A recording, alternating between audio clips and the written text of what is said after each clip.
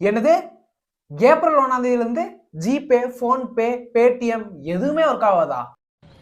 என்னடி சொல்ற? நீ என்ன சொல்ற? என்னடி சொல்ற? ஒரு விஷயமா நெகட்டிவா தான் பேசுவியா? எப்பவுமே பாசிட்டிவா பேசவே மாட்டியா? அப்படின்னு உங்க மைண்ட் தாட் ஃபுல்லா தோணும்.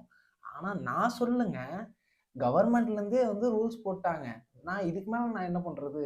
உங்ககிட்ட நான் விஷயத்த மட்டும் தான் சொல்றேன். தப்பா நெனச்சுக்காதீங்க. ஃபர்ஸ்ட் டைம் பார்க்குறவங்க சப்ஸ்கிரைப் பண்ணி பாருங்க. கூட பெல் ஐகானையும் கிளிக் பண்ணி வச்சுக்கோங்க.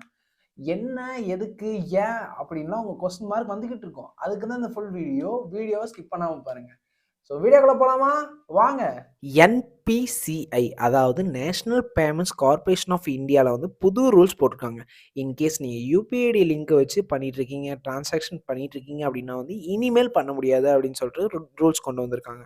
ஸோ எதுக்காக, ஏன் அப்படின்னு சொல்லிட்டு பார்க்கறதுக்கு முன்னாடி ஏப்ரல் 1ஆம் தேதியிலேருந்தே இந்த இம்ப்ளிமெண்டேஷனை இம்ப்ளிமெண்ட் பண்ண போகிறதா ஒரு ரூல்ஸ் வந்திருக்கு.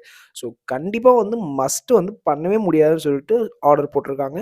எதுக்காக அப்படின்னா உங்களோட மொபைல் நம்பர், ஃபோன் நம்பர் ஏதாவது இன்ஆக்டிவாக இருந்துச்சு, யூபிஐடி லிங்கோட லிங்க் ஆகிருந்துச்சு அப்படின்னா அந்த மொபைல் நம்பர் யூஸ் பண்ணிட்டு இருக்கீங்க அப்படின்னா கண்டிப்பாக டிரான்சாக்ஷன் பண்ணவே முடியாதுன்னு சொல்லிட்டாங்க.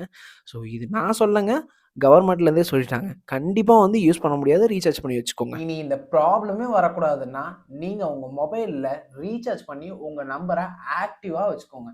எப்போவுமே கால் மெசேஜ் வர மாதிரி ஆக்டிவாக ரீசார்ஜ் பண்ணிக்கோங்க. ஸோ மிஸ் பண்ணாமல் டீஆக்டிவேட் பண்ணிட்டீங்க, இல்லை ரீசார்ஜ் பண்ணாமலே விட்டுட்டீங்க அப்படின்னா உங்கள் யூபிஐ அக்கௌண்ட் இல்லைங்க, உங்கள் அக்கௌண்ட்டே ஆக்டிவேட்டே ஆகாமல் இன்ஆக்டிவ் பண்ணிடுவாங்க. ஸோ மறக்காமல் உங்கள் ரீசார்ஜ் பிளானை மறக்காமல் மந்த்லி பே பண்ணி வச்சுக்கோங்க.